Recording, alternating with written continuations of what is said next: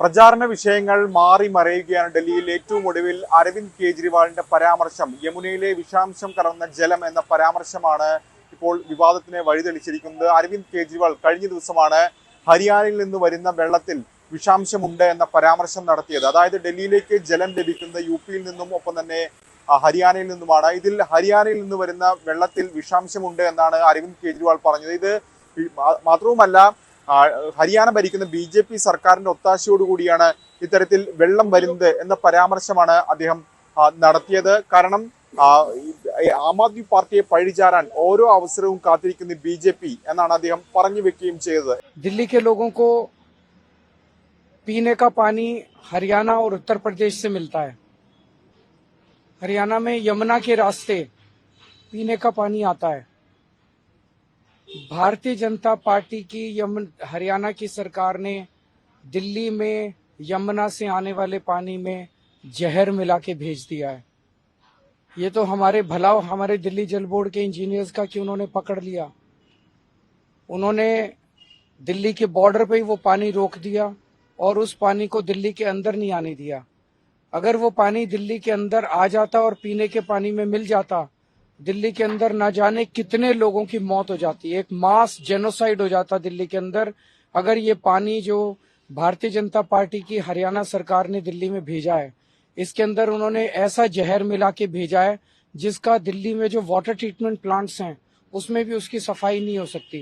ഏതായാലും ഇത് വലിയ വിവാദമായിരിക്കുകയാണ്. കാരണം അരവിന്ദ് കെജ്രിവാളിന്റെ ഇത്തരം പരാമർശത്തെ ചോദ്യം ചെയ്തുകൊണ്ട് ഇപ്പോൾ BJP തന്നെ രംഗത്ത് വന്നു. അതായത് അരവിന്ദ് കെജ്രിവാൾ മാപ്പ് പറയണം, അല്ലാത്ത പക്ഷം മാനനഷ്ടത്തിന് കേസ് ഫയൽ ചെയ്യുമെന്നാണ് ഹരിയാന മുഖ്യമന്ത്രി നയാബ് സിംഗ് സൈനി ഇപ്പോൾ പ്രതികരിച്ചിരിക്കുന്നത്. हरियाणा के लोग यमुना को एक पवित्र नदी मानते हैं और इसकी पूजा करते हैं।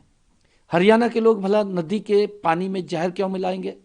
अरविंद केजरीवाल ने वर्ष 2020 में झूठा वायदा दिल्ली की जनता से किया था कि अगर यमुना को दूषित होने से नहीं बचाया तो मैं कभी वोट मांगने नहीं आऊंगा। वे इस वायदे को पूरा नहीं कर सके और अब झूठ बोलकर दिल्ली की जनता को बरगलाने का काम कर रहे हैं। जैसा बयान आज अरविंद केजरीवाल ने दिया है, इससे तो लगता है कि चुनाव में संभावित हार को देखते हुए वे अपना मानसिक संतुलन खो चुके हैं, क्योंकि मानसिक रूप से संतुलित व्यक्ति ऐसा बयान नहीं दे सकता। केजरीवाल दिल्ली के लिए आपदा बन चुके हैं और विधानसभा चुनाव में दिल्ली वासियों के आशीर्वाद से भाजपा दिल्ली को इस आपदा से मुक्ति दिलाने जा रही है। इस सरासर झूठे और घटिया बयान के लिए वो हरियाणा और दिल्ली की जनता से तुरंत माफी मांगे, वरना हम उसके खिलाफ मानहानि का दावा करेंगे। ഏതായാലും കോൺഗ്രസും ഈ വിഷയം ഏറ്റുപിടിച്ചിരിക്കുകയാണ്. സന്ദീപ് ദീക്ഷിത് ന്യൂഡൽഹി മണ്ഡലത്തിൽ അരവിന്ദ് കെജ്രിവാളിനെതിരെ മത്സരിക്കുന്ന സ്ഥാനാർത്ഥിയാണ്. ലഫ്റ്റനന്റ് ഗവർണർ കത്തയച്ചിട്ടുണ്ട്. ലഫ്റ്റനന്റ് ഗവർണർ ഈ വിഷയത്തിൽ ഇടപെടണം, കേജ്രിവാളിനെതിരെ നടപടി സ്വീകരിക്കണം എന്നൊരു ആവശ്യമാണ് ഉന്നയിച്ചിരിക്കുന്നത്.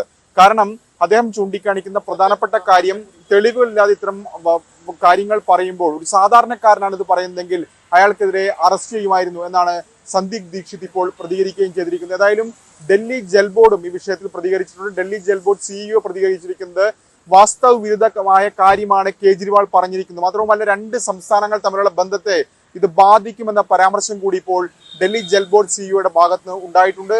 ചീഫ് സെക്രട്ടറിക്കാണ് ജൽ ബോർഡ് CEO കത്ത് നൽകുകയും ചെയ്തിട്ടുള്ളത്. ഏതായാലും കേജ്രിവാളിനെ പിന്തുണച്ചുകൊണ്ട് ഇപ്പോൾ ഡൽഹി മുഖ്യമന്ത്രി അതിഷി രംഗത്ത് വന്നു എന്നാണ് ഏറ്റവും പ്രധാനപ്പെട്ട കാര്യം. കാരണം കേജ്രിവാൾ നേരത്തെ വിഷാംശം എന്ന് പറഞ്ഞത് അമോണിയാണെന്ന സൂചനകൾ ഉണ്ടായിരുന്നു. അതിഷി അതാണ് ഇപ്പോൾ പ്രതികരിച്ചിരിക്കുന്നത്. കാരണം ഡൽഹിയിലെ ജലത്തിന്റെ അളവ് നോക്കുകയാണെങ്കിൽ അമോണിയത്തിന്റെ അളവ് വളരെ കൂടുതലാണ്. ഡൽഹിയിലെ വാട്ടർ പ്ലാന്റുകളിൽ അത് ശുദ്ധീകരിക്കാനുള്ള ശേഷിക്കും മടങ്ങാണ്. കാരണം 7 മടങ്ങ് അധികം അമോണിയം ആണ് ഡൽഹിയിൽ ലഭിക്കുന്ന വെള്ളത്തിൽ ഉള്ളത്. അപ്പോൾ അതുകൊണ്ട് തന്നെ ഇത്തരം വ്യാവസായിക മാലിന്യം തള്ളുന്നത് ഒഴിവാക്കണം, അതിന് നടപടി വേണം. ഈ വിഷയങ്ങളിലൊക്കെ തന്നെ തെരഞ്ഞെടുപ്പ് കമ്മീഷന്റെ അടിയന്തര ഇടപെടൽ വേണം.